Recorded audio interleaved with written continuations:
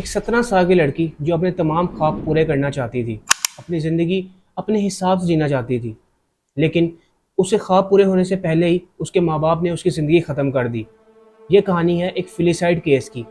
फिलिसाइड एक ऐसा एक्ट है जिसके अंदर माँ बाप अपने ही बच्चे की जान ले लेते हैं। इस केस के अंदर मर्डर का रीज़न बना सो कॉल्ड ऑनर। ये कहानी है शफीलिया अहमद की, जो आपको शॉक कर देगी। क्या सिर्फ इज्जत के लिए माँ बाप अपने खून का कत्ल कर सकते हैं? और कैसे ये राज 9 साल तक छुपा रहा, सब कुछ जानेंगे आज की इस वीडियो में।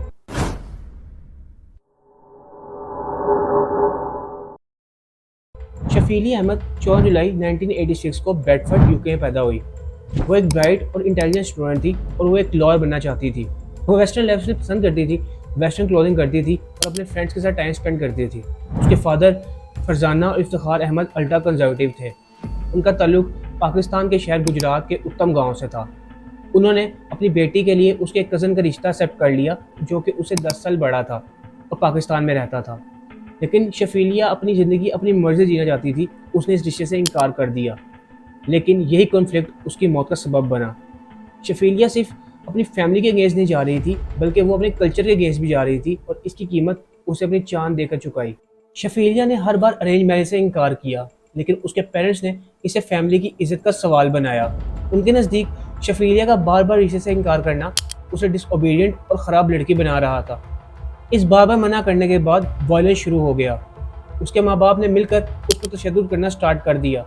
शफीलिया के लिए नॉर्मल था कि पहले वो अपने माँ बाप का तशद्दुद सहे, उसके बाद घर के कामकाज करे और उसके बाद स्कूल का होमवर्क करे। बाहर से सब कुछ नॉर्मल दिखता था, लेकिन कुछ भी नॉर्मल नहीं था। स्कूल, सोशल सर्विसेज और यहाँ तक कि पुलिस से भी अब्यूज़ छुपाया गया।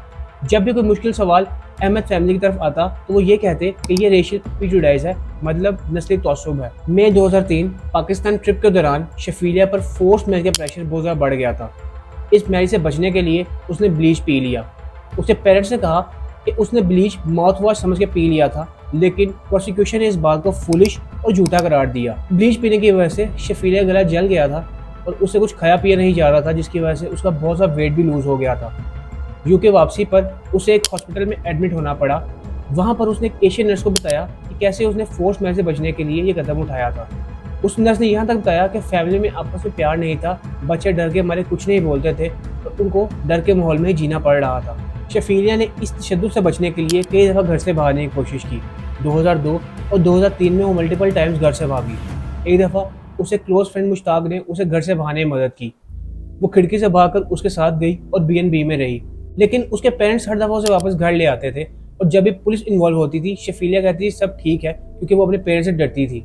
एक दफ़ा उसके टीचर ने उसे कॉल करके पूछा क्या मुझे तुम्हारी फिक्र करनी चाहिए, तो शफीलिया ने हाँ में जवाब दिया। उसके गले पर ब्रूजेस और लिप्स पे कट के निशान भी देखे गए, जिसके बाद रेफरेंस सोशल सर्विसेज के पास गया, लेकिन केस क्लोज हो गया क्योंकि शफीलिया ने इन्वॉल्वमेंट से इनकार कर दिया। 11 सितंबर 2003 शफीलिया घर में एक फनी लड़ाई हुई उसे कपड़ों को लेकर।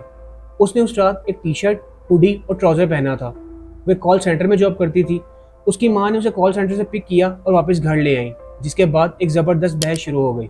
विटनेस के मुताबिक जब बहस बहुत बढ़ गई तो उसकी माँ ने कहा लेट्स फिनिश इट हियर, यानी इसे यहीं पर ख़त्म करते हैं। दोनों माँ बाप ने मिलकर एक प्लास्टिक का बैग शफीलिया के मुंह पर डाला और उसकी सांसें हमेशा के लिए रोक दी। उसके बाद उसकी माँ फरजाना ने किचन से फ्लावरी शीट्स, बिन बैग्स और टेप्स निकाली और बच्चों से कहा कि अगर कोई तुमसे पूछे कि शफीलिया कहाँ गई तो उन्हें कहना वो भाग गई।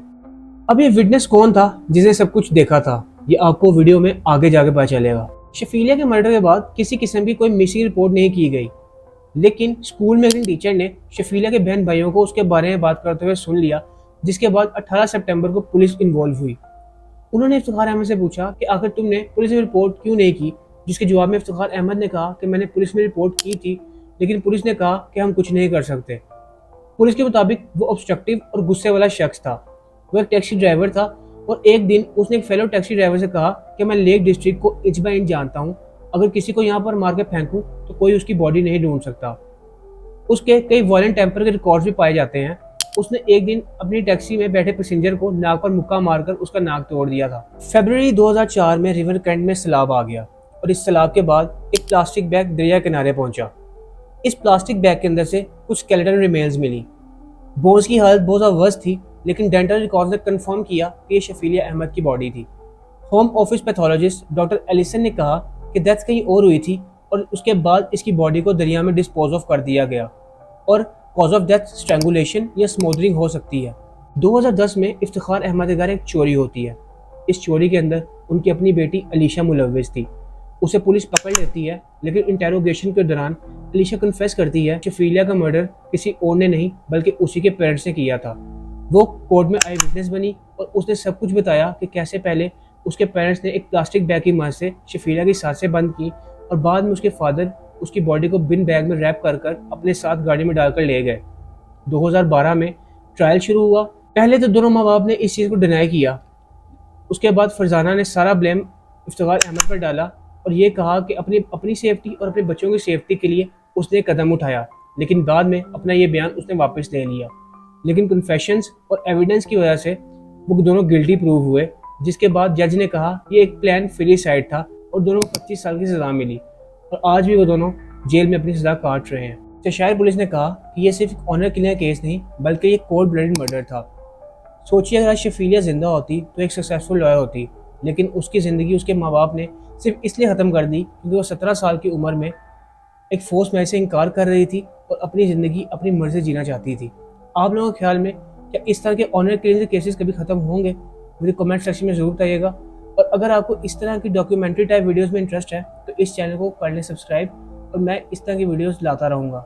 मैं मिलता हूँ आप लोगों से नेक्स्ट वीडियो में इसी तरह किसी ट्रू क्राइम केस के साथ। Till then take care, bye bye and peace out.